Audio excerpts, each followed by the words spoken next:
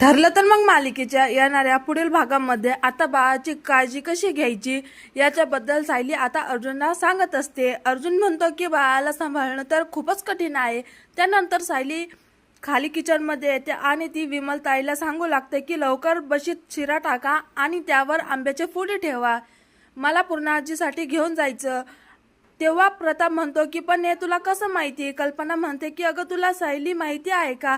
तन्वी लहान होती ना, ती सुद्धा पूर्णाजीसाठी शिरा अशाच प्रकारे घेऊन जायची आणि ही गोष्ट फक्त तन्वीलाच माहित होती, मग तुला कशी कळली?